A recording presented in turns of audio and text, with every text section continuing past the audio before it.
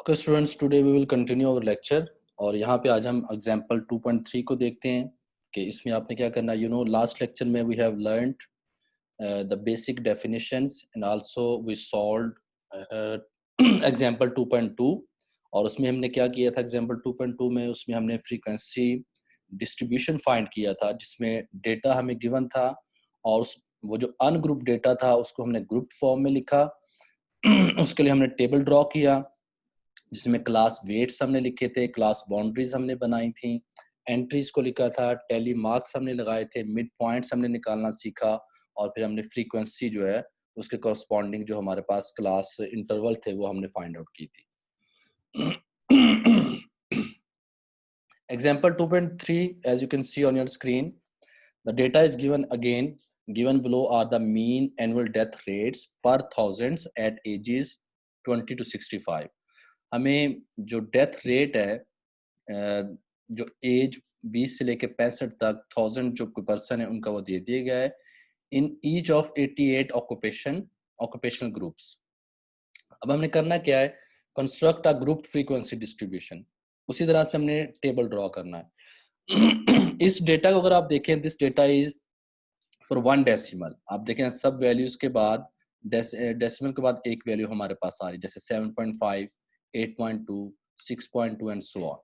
इससे पहले जो हमने क्वेश्चन सॉल्व किया था उसमें 0 डेसिमल का डेटा था। अब चूंकि यहाँ पे 1 डेसिमल का डेटा है, सो सॉल्व हमने इसको भी वैसे ही करना है, but keep in your mind जब हम इसकी क्लास इसके जो हम बनाएंगे क्लास इंटरवल्स जब हम बनाएंगे तो उसमें भी हम इसको 1 डेसिमल की फॉर्म में हम लिखेंगे, ठीक है। Rest of the method is same, बाकी की तमाम जो मेथड वो सेम का सेम है। ओके, फर्स्ट ऑफ ऑल हम क्या करते हैं, हम इसको स्कैन करते होते हैं डेटा को। अब देखें यहाँ पे मैनी वैल्यूज में be these values are 100 and more than 100। बहुत सारी वैल्यूज हमें दी हुई हैं, so you can take the screenshot. इसका आप ले लें ताकि जब हम क्वेश्चन नेक्स्ट सॉल्व करते जाएं तो ये आपके सामने रहे, ठीक है। आप इसको नोट कर लें। नोट करना तो maybe it will take some time. You have, I hope all of you have a mobile phone और you can also take a screenshot on your computer. वो आप ले लें ताकि वैल्यूज आपके पास नोट हो जाए। और आपके पास वैसे भी पीडीएफ फॉर्म में ये मैंने आपको दिया हुआ है। सबसे पहले देखें, फर्स्ट ऑफ ऑल इसमें लार्जेस्ट वैल्यू क्या है इस डेटा में। So if we will see one by one all of the values, तो आप नोट करेंगे सबसे बड़ी जो वैल्यू हमारे पास आएगी वो है 14, ठीक है। You can C by yourself the largest value is 14.0, ठीक है। और वो कहाँ पे है, दिस इज 14.0। और इसी तरह से आप देखेंगे what is the smallest value. इसमें स्मॉलेस्ट वैल्यू हमारे पास क्या है, सो you can find please what is the smallest value. इसमें आप देख सकते हैं, here we have already noted the smallest value is 3.9, ठीक है। and where is 3.9, this is 3.9। इसके बाद हम क्या करेंगे, we need to find the range। अब रेंज कैसे फाइंड करनी है, we have already learned about this। तो जो largest value minus smallest value करें तो उसकी रेंज आ जाएगी, तो रेंज आएगी 10.1। ओके, तो चूंकि यहाँ पे डेटा जो है वो रिकॉर्डेड है 1 डेसिमल प्लेस, तो यहाँ पे अब हम क्या करेंगे, जो आपने क्लास इंटरवल बनाने हैं, जो फर्स्ट इंटरवल लेंगे उसकी लोअर क्लास लिमिट लेंगे। आपने माइंड में रखना है कि 3.9 है, एटलीस्ट 3.9 से आप स्टार्ट कर सकते हैं, बट हम उससे पहले भी कर सकते हैं, जैसे 3.8, 3.6, 3.7 और 3.5। तो यहाँ पे इस क्वेश्चन में जो फर्स्ट हम क्लास इंटरवल जो स्टार्ट करेंगे वो 3.5 से करेंगे, ठीक है। और आपको पता है कि लास्ट टाइम हमने डिसाइड किया था कि जो इसकी क्लासेस हमने बनाई थी वो 7 थी। अब चूंकि यहाँ पे भी हम वैसे ही कर सकते हैं, but here you can see that the values, the range is very small. और जो हमारे पास लार्जेस्ट वैल्यू और स्मॉलेस्ट वैल्यू में कोई इतना खास फर्क नहीं, कोई इतना डिस्टेंस नहीं है। लास्ट जो हमने किया था उसमें हमारे पास जो रेंज थी क्वेश्चन में 136 था। तो यहाँ पे हम क्लास इंटरवल लेंगे 1 का, मीन्स के लोअर और अपर क्लास लिमिट में जो उसकी जो टोटल रेंज बनेगी क्लास इंटरवल की रेंज वो 1 की हम लेंगे, ठीक है। जी शाजीन फातिमा बताएं। सर ये 3.5 जो वैल्यू ली है ये क्यों ली है सर, इसका करिएगा। क्योंकि हमने बेटा ये जो डेटा को हमने कवर करना है, ठीक है। तो हमारे पास जो लोएस्ट वैल्यू 3.9 है, तो आप 3.9 से भी स्टार्ट कर सकते हैं नहीं तो हम उससे पीछे से भी स्टार्ट कर सकते हैं। जैसे कि लास्ट क्वेश्चन में भी हमने हमारे पास जो लोएस्ट वैल्यू थी वो थी 68, लेकिन हमने डेटा जो हमने स्टार्ट किया था क्लास इंटरवल बनाना वो हमने 65 से स्टार्ट किया था। तो सेम यहाँ पे भी कर सकते हैं, देयर इज नो इशू। अगर आप 3.9 से करना चाहते हैं इट्स आल्सो ओके, 3.8 से कर लें, 3.7 से कर लें, 3.6 से कर लें, 3.5 से कर लें। तो यहाँ पे हमने 3.5 से हम इसको स्टार्ट करें, ठीक है। लेकिन आपने मिनिमम वैल्यू है, जो स्मॉलेस्ट वैल्यू है, उसको आपने कवर करना है। चाहे उससे पहले एक वैल्यू से स्टार्ट कर लें या उसी वैल्यू से आप स्टार्ट कर लें, there is no big deal, okay. इसके बाद नेक्स्ट अभी हमने कहा कि हम जो क्लास इंटरवल अब लेंगे वो 1 का लेंगे। कितने का लेंगे? 1 का क्लास इंटरवल हम लेके तो इसको सॉल्व करेंगे। चलिए जब हम टेबल ड्रॉ करते हैं इसका, ठीक है, आप प्लीज अभी मैं पहले भी मैंने आप सबसे बोला है, प्लीज टेक द स्क्रीनशॉट, आप इसका ले लें ताकि ये वैल्यूज आप सबके सामने रहे। जी मोहम्मद मुबशिर बेटा बताएं। मोहम्मद अच्छा सर, मुबशिर। ये मेरा क्वेश्चन है। जी जी। ये यहाँ पे लास्ट लाइन में लिखा हुआ है the class names are specified as 3.5 से लेके 4.4 तक। ये 4.5 क्यों नहीं है? बेटा ये इसकी हमने अभी कहा है कि हमने जो इसका इंटरवल लेंगे वो 1 का लेंगे। किसका लेंगे? 1 का। 1 का। तो तो 1 3.5 करेंगे से तो 4.5 बनता है ना? नहीं बेटा, ये आपने डिफरेंस नहीं लेना, आपने इसकी जो बाउंड्रीज है उनको भी इंक्लूड करना है, उसमें बाउंड्रीज को भी इंक्लूड करें। 3.5 से स्टार्ट करें, 3.5, 3.6, 3.7, 3.8, 3.9 एंड 4, ये 0.6 हो गया। 4.1, 4.2, 4.3 एंड 4.4 कंप्लीट 1 वैल्यू बन जाती है। अच्छा अच्छा ठीक है। Clear? Yes sir, thank you. जी ठीक है, क्योंकि ये लास्ट भी हमने क्वेश्चन सॉल्व किया था और ये बात मैंने पहले भी बताई थी कि आपने इसको लोअर क्लास लिमिट और अपर क्लास लिमिट इसको आपने इंक्लूड करना है। ये नहीं आपने करना कि आपने इसका डिफरेंस नहीं लेना कि आप सम टाइम करते हैं 4.4 से -3.5 कर दें, ऐसा नहीं आपने करना। उससे तो ऑब्वियसली वो जो बाउंड्रीज की एक वैल्यू स्किप हो जाएगी और वो आपका जो है ना वो इंटरवल वो उसमें प्रॉब्लम आएगी। ओके नेक्स्ट अब हम इसका टेबल ड्रॉ करेंगे, ठीक है। वैल्यूज मैंने आपको दिखा दी हैं और इसका कैसे टेबल ड्रॉ करेंगे that is very easy now. सबसे पहले हम क्या करेंगे, frequency distribution of mean death rates के लिए आप क्या लिखेंगे? फर्स्ट कॉलम हमारे पास क्या आएगा? डेथ रेट्स का, ठीक है। और अभी हमने देखा कि हमारे पास जो मिनिमम वैल्यू थी डेटा में वो क्या थी? 3.9। हम यहाँ से किस में स्टार्ट कर रहे हैं? 3.5 और कितने का इंटरवल लेना है? जो क्लास इंटरवल की जो रेंज है वो 1 की लेंगे। तो 3.5 को इंक्लूड करते हुए 4.4 तक अगर आप चेक करें तो हमारे पास 1 वैल्यू बनती है कंप्लीट, ठीक है। चूंकि अब ये 1 डेसिमल फॉर्म में डेटा है तो इसलिए हमने जो क्लास इंटरवल्स जो बना रहे हैं वो भी 1 डेसिमल फॉर्म में सारे के सारे बनाएंगे। आई होप आपको ये बात क्लियर हो चुकी होगी।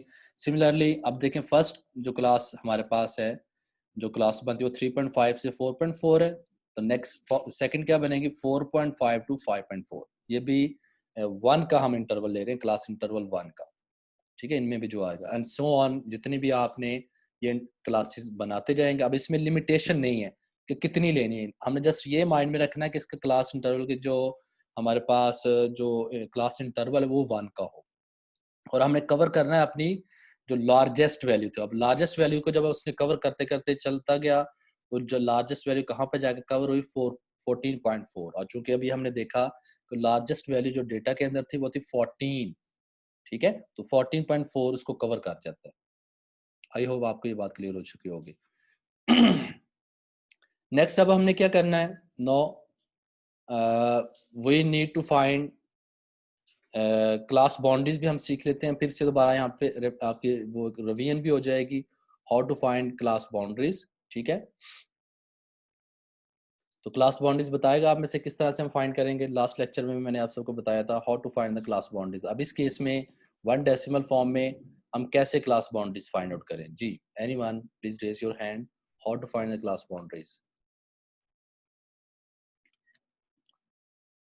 जी स्टूडेंट्स, लास्ट क्वेश्चन भी हमने एग्जांपल को सॉल्व किया था और उसमें मैंने आपको बताया था how to find the class boundaries. अब सेम केस यहाँ पे भी है, ठीक है जी। Anyone, all of you, this is very easy.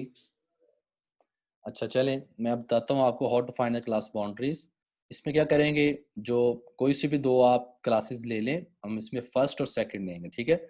तो जो सेकंड है, सेकंड क्लास, उसकी लोअर क्लास लिमिट लेंगे और फर्स्ट की अपर क्लास लिमिट आप लेंगे, ठीक है। तो क्या करेंगे, 4.4 माइनस 4.4, 4.5 माइनस 4.4, ठीक है, डिवाइड बाय 2।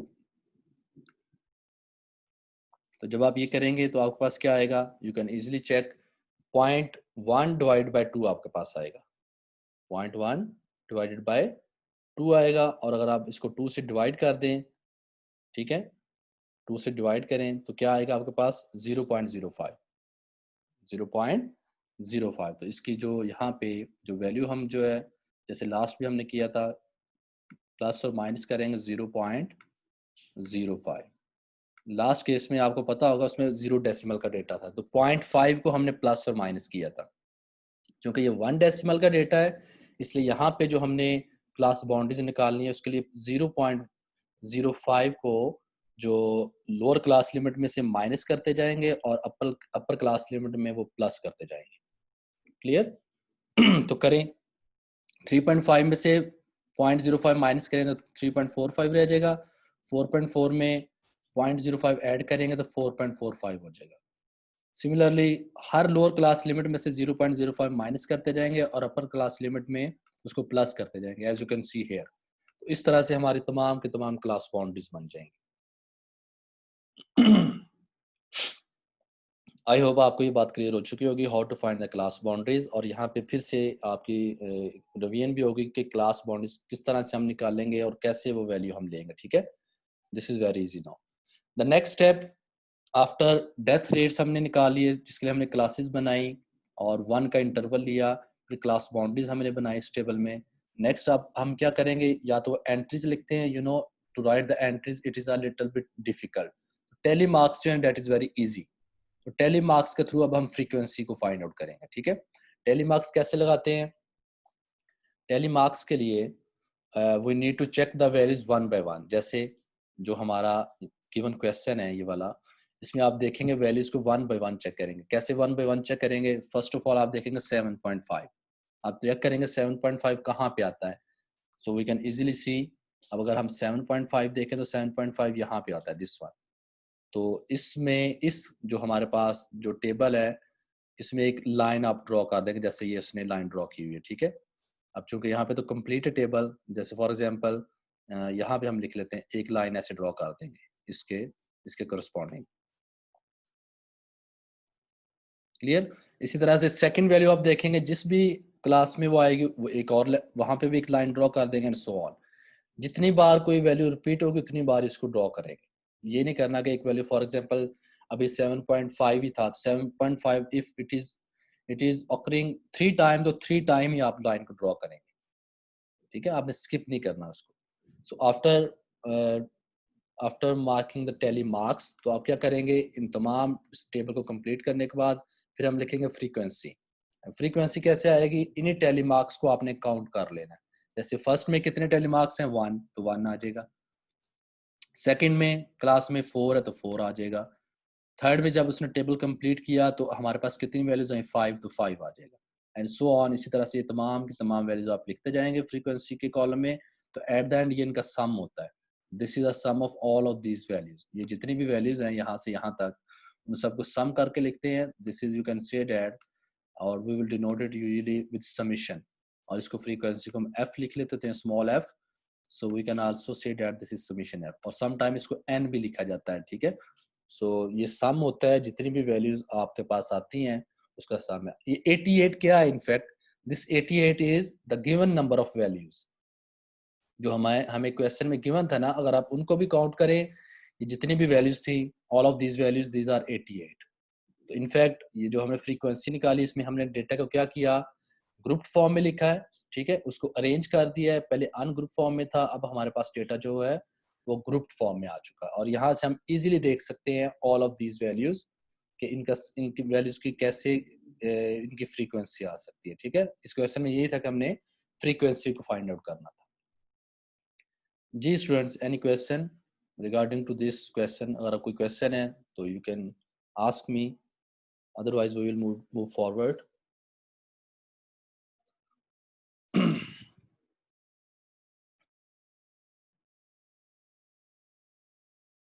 जी हनान इकबाल, आपने क्वेश्चन किया था कि इस क्वेश्चन में क्लास इंटरवल में 1 डेसिमल में डेटा लेना क्यों बेटा, क्योंकि डेटा हमें गिवन ही 1 डेसिमल फॉर्म में। अभी क्वेश्चन अगर आप देखें हनान, तो इस क्वेश्चन में देखें तमाम की तमाम वैल्यूज 1 डेसिमल फॉर्म में, इसलिए हमें 1 डेसिमल फॉर्म में हमने क्लासेस को बनाया। अगर ये 1 डेसिमल ना होता, मे बी नेक्स्ट क्वेश्चन हो उसमें 2 डेसिमल हो, तो फिर आप 2 डेसिमल की फॉर्म में लिखेंगे। और अगर जैसे लास्ट क्वेश्चन हमने किया तो उसमें 0 डेसिमल था, तो फिर हमने उसको डेसिमल फॉर्म में नहीं लिखा था। So it's depend on the given values, given data, किस फॉर्म में क्वेश्चन है उसी के अकॉर्डिंग हम अपना जो है वो टेबल को ड्रॉ करेंगे।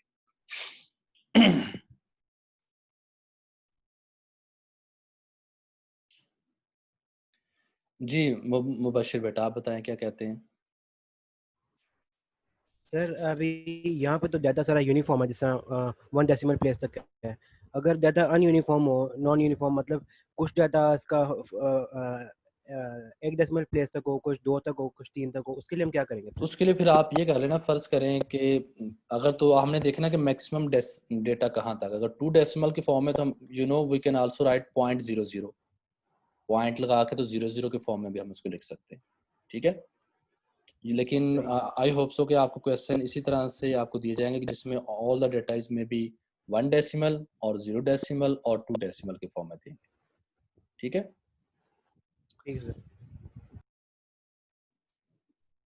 जी इसी तरह से एग्जांपल 2.4 है, ये 2 डेसिमल की है। आई थिंक मैंने आपको ये एग्जांपल खुद से भी कहा था कि आप खुद से भी देख लें। Now you need to solve this example 2.4 by yourself, और अगर आपको इसमें कोई प्रॉब्लम हुआ आफ्टर सॉल्विंग तो फिर आप मेरे से शेयर कर लीजिएगा, ठीक है। So next we will solve, ठीक है। ये एग्जांपल 2.4 नोट कर लें, इसको भी आपने खुद से सॉल्व करना है। और next topic is what is cumulative frequency distribution. Cumulative frequency distribution क्या होता है, उससे रिलेटेड हम देखेंगे अब चीज़ों को।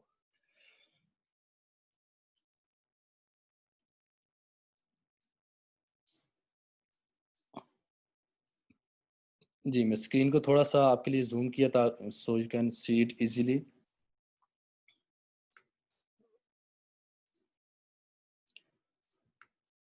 As by the name cumulative frequency distribution, ये क्या होती है। The definition you can easily see the total frequency of a variable from its one end to a certain value. Total जो फ्रीक्वेंसी होती है किसी एक एंड से किसी सर्टेन वैल्यू तक, उसको सम करते हैं, ठीक है। इसमें सम करते जाते हैं। All the base is known as cumulative frequency, ठीक है। इसको हम क्यूमुलेटिव फ्रीक्वेंसी कहते हैं कि क्या करते हैं, एक किसी भी एंड से लेके किसी खास वैल्यू तक जो फ्रीक्वेंसीज को सम किया जाता है। जैसे इससे पहले हमने फ्रीक्वेंसीज फाइंड की थी, उसमें तो हमने जस्ट इंडिविजुअल वैल्यूज लिखी थी हर क्लास की। जब क्यूमुलेटिव फ्रीक्वेंसी लेते हैं तो उसमें क्या करते हैं, एक और कॉलम उसके आगे ही ड्रॉ कर लेते हैं। तो फर्स्ट एज इट इज आ जाता है, और नेक्स्ट में जो पिछली जो हमारे पास फ्रीक्वेंसी की वैल्यू जैसे हमने फाइंड आउट की थी, उनको सम करते करते करते आप एट द एंड तक उसको ले जाते हैं। यहाँ पे गिवन हो सकता है कि सर्टेन वैल्यू तक जाएं, या वैसे कह दिया जाता है फाइंड द क्यूमुलेटिव फ्रीक्वेंसी। अभी मैं इसका मेथड आपको बताऊंगा, और इस क्वेश्चन के थ्रू भी हम आप इसको समझ सकते हैं। यहाँ पे 2 टाइप्स इसकी बताई गई है, ठीक है। कौन कौन सी, लेस देन और more then base of the variable, कि यहाँ पे 2 फ्रीक्वेंसीज को डिस्कस करेगा। एक लेस देन फ्रीक्वेंसी डिस्ट्रीब्यूशन क्या होती है, और मोर देन फ्रीक्वेंसी डिस्ट्रीब्यूशन क्या होती है, वो हम देखते हैं। सो यहाँ पे मैं मार्क भी कर रहा हूँ, if the cumulation process is from the lowest value to the highest value, ठीक है, it is refer to as less than type of cumulative frequency distribution. अगर क्या हो, वैल्यूज क्या हो, प्रोसेस जो है वो lowest value to the highest value, कि लोएस्ट वैल्यूज से हाईएस्ट वैल्यूज की तरफ अगर जब हम जाएंगे, इस तरह की जो क्यूमुलेटिव फ्रीक्वेंसी होती है उसको कहते हैं less than. Clear, please note down this definitions, और इसको आप हाईलाइट कर लें कि लेस देन में क्या होता है कि लोएस्ट वैल्यू से हाईएस्ट वैल्यू की तरफ जब हम जाएंगे तो इस टाइप की जो फ्रीक्वेंसी होती है उसको कहते हैं less than type cumulative frequency distribution. और इसी तरह से अगर हम बात करें मोर देन की, सो मोर देन उसकी भी डेफिनेशन यहाँ पे गिवन है मोर देन में क्या होता है, उसके बिल्कुल ऑपोजिट है जो इससे पहले हमने देखा है, when the frequency are cumulative from the highest value to the lowest value. जो लेस देन था उसमें था lowest value to highest value, जबकि इसी में जो मोर देन है इसमें highest value to the lowest value. Clear? ये दोनों को मैं आप फर्क अपने माइंड में रखें, ठीक है। अभी हम इससे रिलेटेड क्वेश्चन करते हैं। लास्ट एग्जांपल को हम डिस्कस कर लेंगे और टेबल ड्रॉ करेंगे जिसमें आप you can easily understand how to find less than और more than type of cumulative frequency.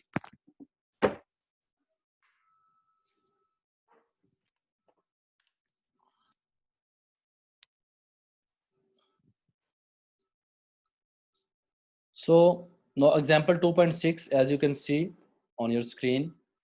इस example 2.6 में क्या देखें, what is first of all we need to read the question carefully कि question क्या given है, उसके अकॉर्डिंग फिर हम अपना जो है ना वो डेटा जो टेबल है या जो भी वैल्यूज हमें फाइंड आउट करनी है वो हम देखेंगे। सो एग्जांपल 2.6 में क्या है, construct a less than type cumulative frequency distribution, a more than type cumulative frequency distribution from the frequency distribution of 60 apples weight. और ये कौन से एग्जाम्पल में हमने किया था, एग्जाम्पल 2.2 में, क्योंकि एग्जाम्पल 2.2 हमने पहले सॉल्व की हुई है। उसी को लेके उसी का जो डेटा था, उसी का जो टेबल हमने ड्रॉ किया हुआ है, आप अपने नोटबुक्स पे देखें, आपने आई होप कि आप सबने इसको नोट किया होगा।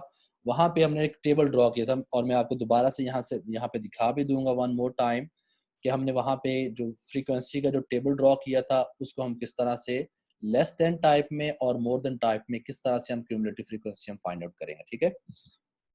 अब चूंकि पहले बात की जा रही है लेस देन की, less than type cumulative frequency distribution, तो अभी हमने इसकी डेफिनेशन में देखा ये क्या था, लेस देन टाइप में from the lowest value to the highest value, from the lowest value to the highest value की तरफ हमने इसको लेके जाना है। तो हमारा जो क्वेश्चन था एग्जांपल 2.2, और ये हम उसमें जो क्लास बाउंड्रीज के थ्रू हम इसको निकालेंगे, ठीक है। यहाँ पे क्लास बाउंड्रीज को यूज करते हुए उसको हम फाइंड आउट करेंगे। मैं आपको दोबारा से वो जो टेबल हमने ड्रॉ किया था you can see it once again, और आप अपनी नोटबुक्स पे भी जहाँ पे आपने नोट किया हुआ है उसको भी साथ ओपन कर लें, so we can easily find out less than and more than type cumulative frequency distribution. ये वो टेबल था, ठीक है। एग्जांपल हमारे पास ये थी 2.2, इसमें 60 एप्पल्स का जो वेट गिवन था और इससे हमने ये जो टेबल ड्रॉ किया था दिस वन, जिसमें क्लास वेट्स थे, क्लास बाउंड्रीज हमने निकाले थे, मिड पॉइंट, टेली मार्क्स और फ्रीक्वेंसी, ठीक है। इसको आप नोट कर लें अभी दोबारा से फिर से। The most important thing is यहाँ पे क्लास बाउंड्रीज आपको पता होनी चाहिए क्या है सारी की सारी, और फ्रीक्वेंसी क्या है वो आप नोट कर लें, ठीक है। क्योंकि जब मैं वहां पे दोबारा जाऊंगा तो मे बी आपको कुछ थोड़ी सी प्रॉब्लम हो देखने में, सो प्लीज नोट डाउन और take a screenshot of this class boundaries at frequency. इसी को यूज करते हुए हमने लेस देन और मोर देन टाइप को हमने फाइंड करना।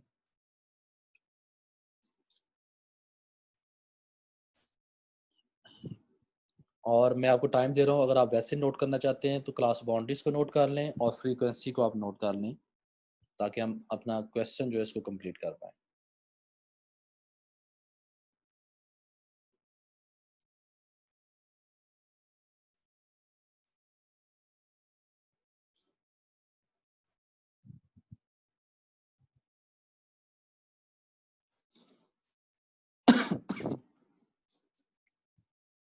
जी स्टूडेंट्स, नोट कर लिया आपने इसको?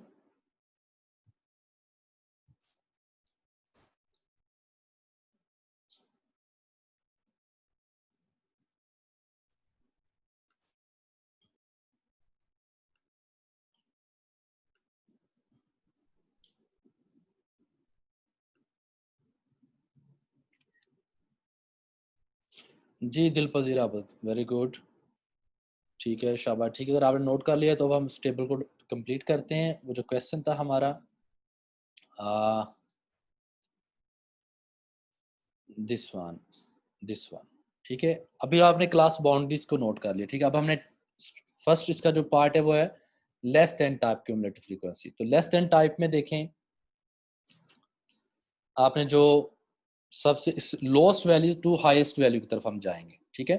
तो कैसे इसका टेबल ड्रॉ करेंगे, आप वेट में लिखेंगे लेस देन 64.5। अब लेस देन, क्योंकि अभी हमने कहा है कि लेस देन में lowest value to highest value की तरफ जाना है, तो हमारे पास जो लोएस्ट वैल्यू है क्लास बाउंड्रीज में देखें वो कौन सी है, 64.5 ही है ना, उससे कम तो कोई वैल्यू नहीं है।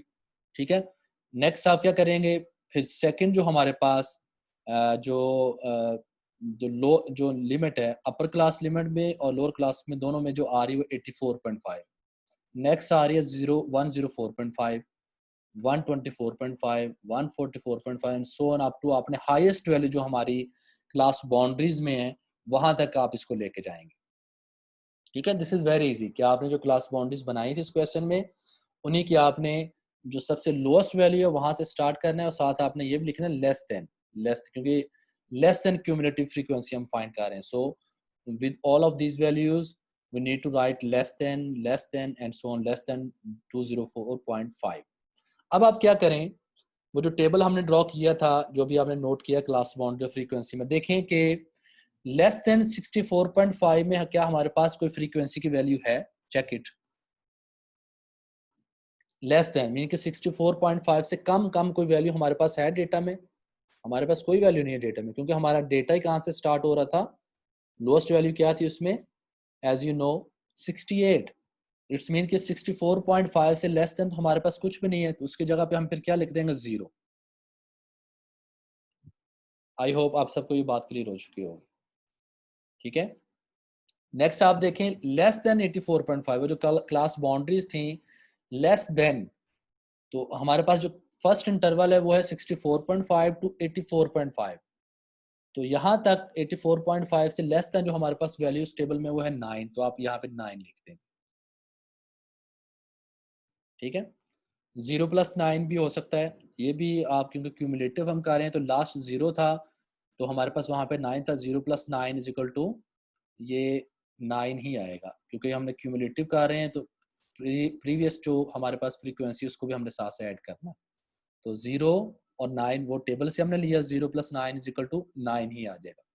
अब आप देखें उसी टेबल में फ्रीक्वेंसी में कि लेस देन 104.5 कितनी है, वहां पे आप देखें तो आपके पास 10 आ रहा होगा, 10 तो वो है और प्रीवियस हमारे पास वैल्यू अभी कितनी है यहाँ पे इस टेबल में 9, सो 10 + 9 करेंगे तो क्यूमुलेटिव मैंने आपको यही बताया था कि प्रीवियस को हम ऐड करते जाते हैं, तो 10 + 9 किसके इक्वल आ जाएगा, 19 के इक्वल।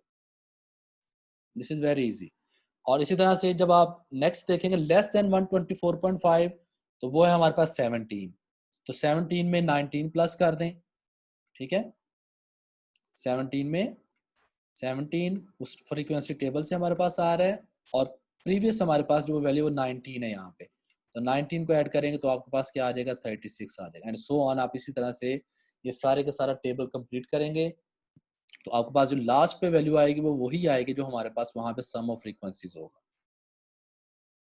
इस केस में, इस क्वेश्चन में हमने ये सीखा कि लेस देन कैसे फाइंड करते हैं। दिस इज वेरी इजी कि आपने लोएस्ट वैल्यू से स्टार्ट करना है और हाईएस्ट वैल्यू तक आपने लेस देन की तमाम टेबल को ड्रॉ कर लेना है। फिर आपने फ्रीक्वेंसी के टेबल से हम देखेंगे कि हमारे पास लेस देन कितनी कितनी वैल्यूज है, उसके कोरस्पॉन्डिंग आप वैल्यूज को लेंगे लेकिन प्रीवियस को ऐड करते जाएंगे साथ साथ।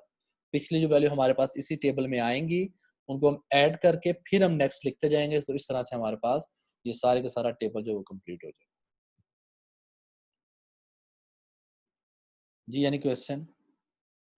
इफ नथिंग तो अभी इसी से आगे हम देखते हैं मोर देन क्या है। अब मोर देन में हमने क्या सीखा, डेफिनेशन भी आपने देखी। In more than type frequency distribution हम क्या करते हैं, स्टार्ट करते हैं कहाँ से, from the highest value to lowest value, highest value से चलते हैं और लोएस्ट वैल्यू की तरफ चलते हैं। और ये फ्रीक्वेंसी डिस्ट्रीब्यूशन की बात होती है जो हाईएस्ट और लोएस्ट की वैल्यू की बात हम करते हैं। ठीक है, तो इसमें भी क्या होगा देखें, अब मोर देन की बात करेंगे क्योंकि लेस देन की तो हमने बात कर ली, अब हम किसकी बात करेंगे, मोर देन। तो इसी तरह से उसी टेबल से आप क्या करेंगे, वैल्यूज को लेंगे। ठीक है, more than 64.5, more than 84.5, more than 104.5 so on, more than 204.5। जब मोर की बात की जा रही है इट्स मीन के मोर देन 64.5 अगर आप देखें इस टेबल में तो मोर देन कितनी वैल्यूज हैं, 64.5 से ज्यादा कितनी वैल्यूज है हमारे पास, obviously you can easily see वो 60 वैल्यूज हैं जो आपने टेबल में फाइंड आउट की हुई है, क्योंकि हमारी जो मिनिमम वैल्यू थी वो क्या थी, 68 थी और जो लार्जेस्ट वैल्यू थी वो थी 204। अब मोर देन 64.5 तो जितने भी डाटा में वैल्यूज वो कितनी है सारी की सारी, वो 60 आ जाएगा। क्लियर। और इस तरह से मोर देन 84 उसी अगर टेबल में आप देखें मोर देन 84.5 तो ऊपर 9 थी, तो आप ये कह सकते हैं कि 60 में से हम 9 माइनस कर दें तो रिमेनिंग हमारे पास वैल्यू क्या रह जाएंगी 51, क्योंकि आप मोर देन 84.5 उससे पहले पहले वैल्यूज को हमने नहीं लेना। तो मोर देन 84.5 में क्या करेंगे, वो जो उससे पहले वाली वैल्यूज हैं टोटल जो 60 है उसमें से आप पहले माइनस कर दें तो हमारे पास क्या आ जाएगा 51 आ जाएगा। सिमिलरली मोर देन 104.5 आप उस टेबल में देख लें मोर देन कितनी है, ठीक है। ये जो ऊपर वाली 9 और 10 है 19 वो 60 में से माइनस कर देंगे तो आपके पास 41 आ जाएगा। और इस सेंस में भी हम ले सकते हैं कि इनको हम सम भी कर सकते हैं। यहाँ पे आपको माइनस इसलिए बता रहा हूँ ताकि आप इसको इजीली समझ सकें, ठीक है। यूजुअली होता ये है कि क्यूमुलेटिव में हम प्लस करते हैं, जैसे मोर देन 64.5 मीन कि आपने जितनी भी मोर देन उन सबको प्लस कर लेना। मोर देन 84.5 में अगर आप देखें तो ये 51 कैसे आएगा, this 61 is in fact more than mean कि 9 जब क्योंकि क्यूमुलेटिव करते हैं 9 प्लस 10, ठीक है। मैं उस टेबल से लिख रहा हूँ मोर देन प्लस 17, क्योंकि मोर की बात की जा रही है और क्यूमुलेटिव की बात की जा रही है तो इसको हम सम करेंगे, प्लस 10 प्लस 5 प्लस 4, ठीक है। ये कहाँ से मैं वैल्यूज लिख रहा हूँ, वही जो टेबल आप सबने फ्रीक्वेंसी का नोट किया था उसी को मैं लिख रहा हूँ। चूंकि मोर की बात की जा रही है तो मोर देन 64.5 ये सारी की सारी वैल्यूज थी, इन सबको आप सम कर लें तो 60 आता है। जब हम मोर देन 84.5 कहते हैं तो 84.5 से पहले पहले वैल्यूज को स्किप कर दें और वो कितनी है 9 है, तो 9 नहीं हम लिखेंगे, ये सारी की सारी वैल्यूज जो है ना इन सबको सम करके वो 51 के इक्वल आ जाएगी। इस तरह जब आप 41 लिखेंगे तो ये फर्स्ट टू वैल्यूज रह जाएंगे और 17 से लेके ऑनवर्ड जितनी भी सारी वैल्यूज हैं वो सारी 14 में इसमें प्लस करेंगे तो 14 आ जाएंगे एंड सो ऑन। जब आप लास्ट पे जाएंगे 204.5 यहाँ पे 0 है, 0 क्यों है, क्योंकि हमारी लार्जेस्ट वैल्यू क्या थी, वो 204 थी। अब 204 से ऊपर तो हमारे पास कोई भी वैल्यू डेटा में नहीं है, तो मोर देन 204.5 वो हमारे पास 0 रह जाएगा। So in this way we can easily find less than and more than cumulative frequency distribution. लेकिन सम टाइम जब आप क्वेश्चंस की तरफ जाएंगे तो उसमें जस्ट होता है क्यूमुलेटिव फ्रीक्वेंसी, उसमें हम पिछली वैल्यूज को प्लस करके हम इसको लिख लेंगे और जब ये क्वेश्चन हम करेंगे तो मैं आपको वहां पे बता भी दूंगा कि how can we just find the cumulative frequency distribution. जी स्टूडेंट्स, एनी क्वेश्चन? कोई क्वेश्चन अगर इससे related you can ask me.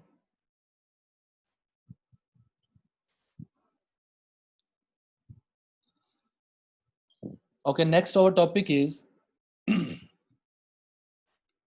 stem and leaf display.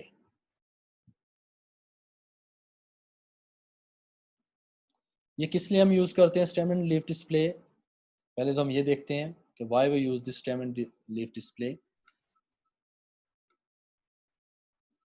A clear disadvantages of using a frequency table is that identity of individual observation is lost. क्योंकि अभी हमने question हमने काफी सारे क्वेश्चन सॉल्व किए हैं एग्जांपल्स को, उसमें ये होता है कि किसी भी जो इंडिविजुअल वैल्यू उसको नहीं हम देख पाते कि वो कहाँ पे है, उसकी अपनी आइडेंटिटी लॉस्ट हो जाती है।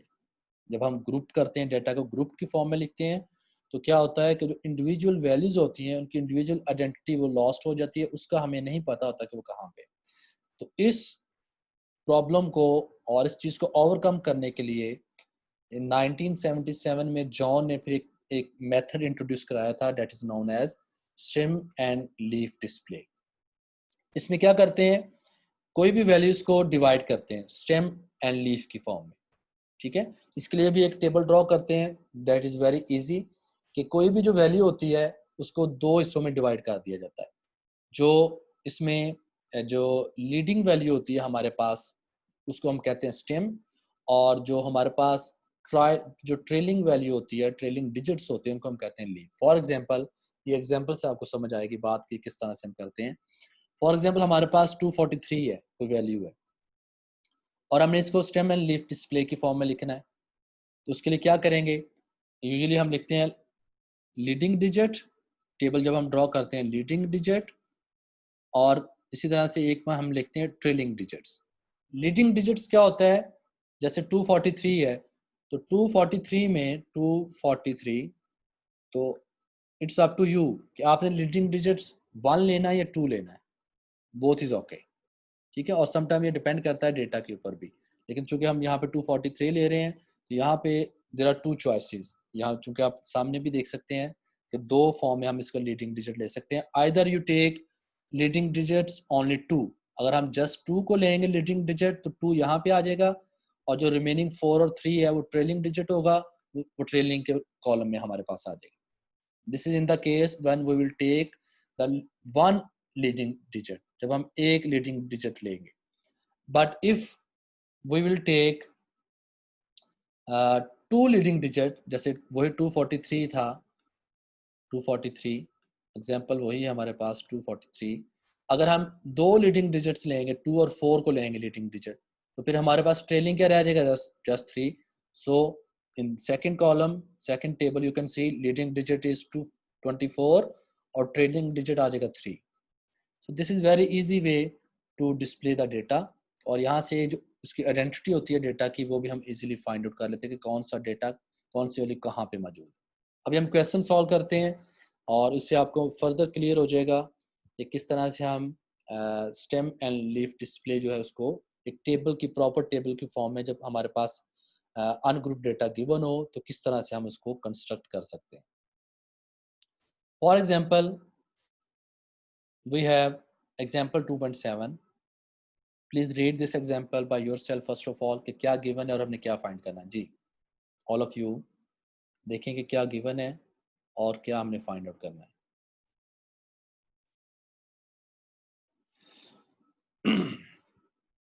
In example 2.7, it is given the ages of 30 patients admitted to a certain hospital during a particular week were as follows, कि हमारे पास जो पेशेंट्स हैं जो एडमिट हुए हैं किसी हॉस्पिटल में किसी पर्टिकुलर वीक में, उनकी तमाम जो एक डेटा वो हमें गिवन है।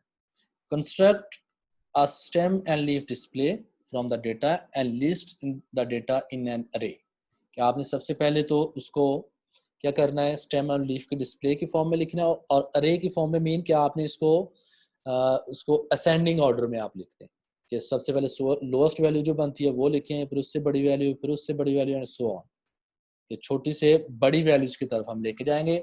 सो please all of you note these all of these values, इन तमाम वैल्यूज को नोट करें ताकि नेक्स्ट पेज पे हम इसका टेबल ड्रॉ कर सकें। ठीक है, ये जितने भी एग्जांपल 2.7 में वैल्यूज दी हुई हैं इन सबको आप नोट कर लें।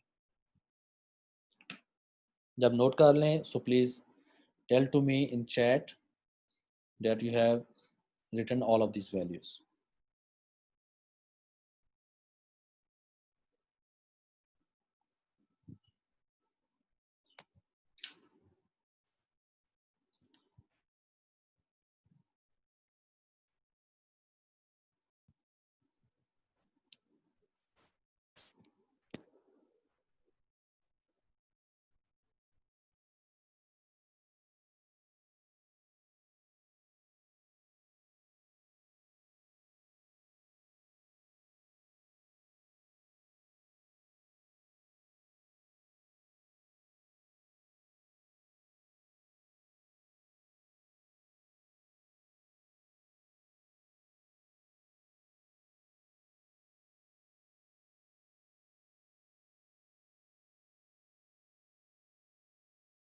आई होप स्टूडेंट्स कि आप सब ने इन वैल्यूज़ को नोट कर लिया होगा।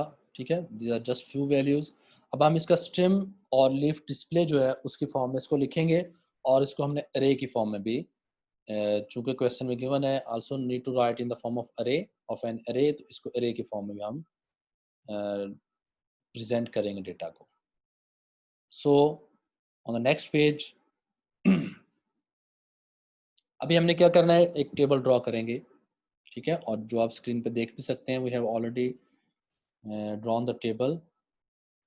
इसमें क्या करेंगे, फर्स्ट ऑफ ऑल स्टेम या इसको लीडिंग डिजिट भी लिखते हैं, ये कॉलम ये आप बनाएंगे, और दूसरा है लीफ और ट्रेलिंग डिजिट, इसको हम लिखेंगे, ये यहाँ पे आ जाएंगे। जी तो देखें आपके पास जो वैल्यूज गिवन है ये 2 डिजिट्स की फॉर्म में, ऐसा ही है ना, all the values are in the form of 2 digits, 48 है, 31 एंड सो ऑन। क्लियर? सबसे पहली वैल्यू आपके पास क्या है, 48, एज यू कैन सी 48 है, तो हमारे पास लीडिंग डिजिट क्या आएगा, 4 आएगा, और ट्रेलिंग डिजिट इसी 4 का जो साथ है वो है 8 आ जाएगा। ठीक है, आप साथ साथ जो वैल्यूज आपने नोट किए हैं उनको देखते जाएं। नेक्स्ट वैल्यू हमारे पास 31 है, तो लीडिंग डिजिट 3 आएगा और उसका जो ट्रेलिंग डिजिट है वो 1 आ जाएगा। नेक्स्ट वैल्यू 54 है, तो 5 लीडिंग डिजिट होगा। ठीक है, 5 क्या होगा हमारे पास, लीडिंग डिजिट, और ट्रेलिंग 4 आ जाएगा। फिर है 37, 37, तो लीडिंग डिजिट तो हमने पहले से लिखा हुआ है 3, अब दोबारा उसको लिखने की जरूरत नहीं है, 3 तो हमने पहले से लिखा हुआ है, उसका जो ट्रेलिंग डिजिट है, जो लीफ है 7, वो फिर हम इसके सामने लिखेंगे। क्लियर? कि फॉर एग्जांपल हमने एक लीडिंग डिजिट और स्टेम को पहले से लिखा हुआ है और फिर से रिपीट हो रहा है, दोबारा उस स्टेम को लिखने की या लीडिंग डिजिट को लिखने की जरूरत नहीं है, it will be written only one time. हाँ, उसका जो ट्रेलिंग डिजिट है वो उसके आगे स्पेस दे के वो आगे हम लिखते जाएंगे, जैसे कि आप यहाँ पे टेबल को देख भी रहे हैं कि वो कंप्लीट हुआ है, जिसमें जो लीडिंग डिजिट्स हैं वो तो वन टाइम ही है, लेकिन जो उसके आगे लीफ और ट्रेलिंग डिजिट्स हैं they are may be 1 2 3 4 5 and so on, many many. तो ये इसी वजह से है कि वो जो रिपीट होता है लीडिंग डिजिट वो तो वन टाइम रहता है, लेकिन जो उसका जो स्टेम है अगर सॉरी जो ट्रेलिंग डिजिट है वो डिफरेंट है, तो उसके आगे हम लिखते जाएं। क्लियर? 37 हमने लिख दिया। नेक्स्ट देखें 18 है, तो 1 लीडिंग डिजिट आएगा और लीफ हमारे पास ट्रेलिंग डिजिट आ जाएगा। क्लियर? ठीक है, और इसी तरह से 64 है, तो 6 लीडिंग डिजिट आएगा और लीफ हमारे पास 4 आ जाएगा। आई होप कि आपको ये समझ आ चुका होगा, और इसी तरह से इस पूरे के पूरे टेबल को आपने कंप्लीट करना है। जी मोहम्मद मुबशिर बेटा बताएं, आप क्या कहते हैं? मोहम्मद मुबशिर। सर मेरा क्वेश्चन ये था कि एक सेम नंबर रिपीट हो सकता है डाटा के जी अंदर? जी, रिपीट हो सकता है। फॉर एग्जांपल हमारे पास 18 2 टाइम्स आ गया, तो स्टेम हाँ तो जी, 1 ही रहेगा, 8 को 1 टाइम लिखेंगे, फिर 2 टाइम सेकंड टाइम फिर लिखेंगे आप। यानी 8 को हम 2 दफा लिखेंगे। जी, 2 दफ़ा अगर वो रिपीट हो रहा है तो 2 दफ़ा लिखेंगे, 3 दफ़ा एंड सो ऑन, जितनी बार ठीक है हो। सर। ठीक है,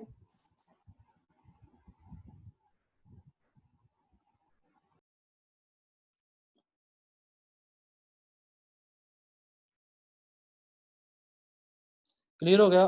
ठीक है, आप सबको ये बात कि किस तरह से हम इस डेटा को यहाँ पे स्टेम और लीफ में लिख सकते हैं। आई थिंक कि ये सारी की सारी वैल्यूज तो उसी तरह से जैसे आपको मैंने बता दी है, few values same the other values you can write in this table, कि वो तमाम के तमाम वैल्यूज को आपने इस तरह से प्रेजेंट करते जाना है कि स्टेम जो हमारे पास लीडिंग डिजिट है वो तो वन टाइम ही रहेगा, लेकिन जो ट्रेलिंग डिजिट जितनी बार वो चाहे तो एक ही डिजिट रिपीट हो रहा है या डिफरेंट आ रहे हैं, तो उसके आगे आप उसको लिखते जाएंगे। ठीक है, नेक्स्ट इसी क्वेश्चन में उसने कहा था कि आपने इसको क्या करना है, अरेंज करना है in the form of an array. तो हम यहाँ पे बड़ी इजीली हम इसको अरेंज कर सकते हैं। कैसे? एज यू कैन सी कि इसको अगर हमने अरे की फॉर्म में अरेंज करना है, जिसमें ascending to descending, ascending order में हमने इसको लिखना है, lowest value to largest value. तो आप देखें इस टेबल में जो सबसे लोएस्ट वैल्यू बन रही है वो है 1 को लेंगे, 1 के साथ क्या आएगा, 2 आ जाएगा, तो 12 आ जाएगा। नेक्स्ट देखें 1 के साथ क्या आएगा, 8, तो 18 आ जाएगा। नेक्स्ट देखें 2 के साथ, यहाँ पे जो लीफ के अंदर जो स्मॉलेस्ट वैल्यू उसको पहले लें, 6, 26 आ जाएगा। फिर देखें इसी 2 के अंदर जो लीफ में 6 से बड़ी कौन सी वैल्यू, 7, तो 27 आ जाएगा। फिर देखें और भी कोई वैल्यू रहती है, यस 9, तो 9 29 हो जाएगा। फिर 3 की तरफ आ जाएं, 3 के साथ देखें लीफ में सबसे छोटी वाली कौन सी, 0, तो 30 आ जाएगा। फिर देखें कौन सी 0 से बड़ी, 1, 31 आ जाएगा, and so on. Clear? So in this way we can also write the data in the form of an array। तो इसी तरह से आप सारे का सारा ये जो array की फॉर्म इसको कंप्लीट कर लें। I hope this is very easy and now all of you have understood how to write stem and leaf display, और किसी भी जो इसको अरे की फॉर्म में लिखना है तो वो भी हम लिख सकते हैं।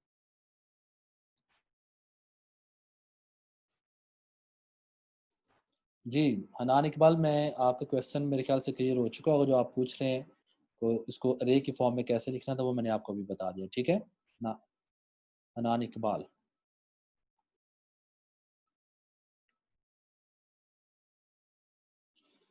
जी वेरी गुड।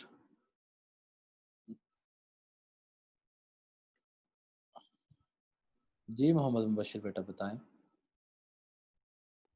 सर ये जो हम अरे की फॉर्म में लिखते हैं, ये सिंपली हमें जो डाटा पहले का दिया हुआ है हाँ उसी को उसको करना है ना, उसी को जैसे हमने रीअरेंज करके अरेंज लिखना किया, है, हाँ अरेंज किया उसको हमने, और वो कैसे किया इस और तो टेबल को। कोई फर्क नहीं है। हाँ इसमें और कोई फर्क नहीं है, ठीक है। वैल्यूज तो वही रहेंगी, जस्ट हमने इसको अरेंज करके लिखा है, उसमें कोई फर्क उसमें डिफरेंस ये है कि अब हमने इसको प्रोसेस कर दिया। क्या प्रोसेस कर दिया है, कोई इसको हमने अरेंज कर दिया है असेंडिंग ऑर्डर में, ठीक है। जस्ट पहले तो रॉ डेटा था, अनग्रुप डेटा था, अब कोई ना कोई हमने इस पे प्रोसेस लगा के हम इसको अरे के फॉर्म में ले आए, ठीक है मुबशिर। जी यहाँ तक अगर आप सबको कोई बेटा कोई प्रॉब्लम है, कोई क्वेश्चन है, सो you can share with me, ठीक है। यहाँ पे मैं आप सबको थोड़ी सी ब्रेक देता हूँ क्योंकि हमारा लेक्चर मोर देन 45 मिनट्स हो चुका है और अभी भी हमें I think so still we need to study 50 minutes. तो थोड़ी सी मैं आप सबको मैं 5 मिनट्स की ब्रेक दे रहा हूँ, उसके बाद फिर हम अपना नेक्स्ट जो टॉपिक है वो हम स्टार्ट करेंगे, ठीक है। So it's your break time now.